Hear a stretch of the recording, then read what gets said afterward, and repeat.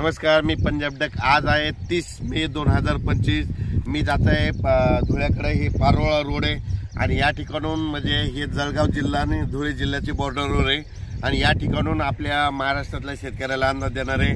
तर पाहू शकता इकडल्या भागामध्ये कापूस लागवड झालेली, यांची 15 मेला लावलेले कापूस एवढाले, पण या ठिकाणून संपूर्ण महाराष्ट्रातल्या शेतकऱ्याला अंदाज देणार आहे।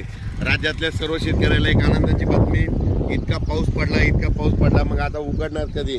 तर राज्यातल्या शेतकऱ्याला सांगू इच्छितो की म्हणजे उद्यापासून 31 मे पासून तर 6 जून पर्यंत असं जोरानं वारं सुटणार आहे। पाऊस काही येणार नाही, त्याच्यामुळे काही चिंता करायची गरज नाही। पण राज्यातल्या शेतकऱ्याला सांगू इच्छितो की तुम्ही काय करा, शेतीचे कामं या 4-5 म्हणजे 6 जून पर्यंत करून घ्या, कारण की राज्यामध्ये 7, 8, 9, 10 जून 4 दिवस परत पाऊस येणार आहे, म्हणून हे लक्षात घ्यायचं।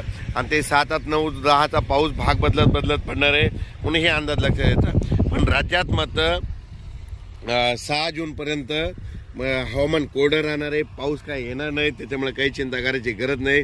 फक्त आजपासून बघा तुम्ही, आज जोरानं वारे सुटतील, वारे सुटल्याच्या नंतर काय होईल, उद्यापासून चांगलं कडक सूर्यदर्शन होणार आहे, म्हणून हा अंदाज लक्षात येता।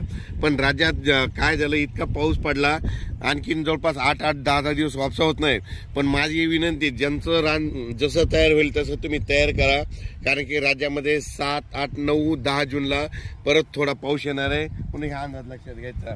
म्हणजे सांगायचं झालं तर पाऊस मध्ये राज्यात 7-8 जूनचा पूर्व विदर्भ, पश्चिम विदर्भ, दक्षिण महाराष्ट्र, उत्तर महाराष्ट्र, कोकणपट्टी, खानदेश, मराठवाडा या म्हणजे सगळ्या विभागामध्ये पडणार आहे। 7 जून ते 10 जूनच्या दरम्यान तो पाऊस असणार आहे, दररोज भाग बदलत पडणार आहे, म्हणून हा अंदाज लक्षात। पण 6 जून पर्यंत म्हणजे आज 30 मे पासून ते 6 जून पर्यंत हवामान कोरडं राहणार आहे, खूप काही मोठा पाऊस येणार नाही, त्याच्यामुळे काही चिंता करायची गरज नाही।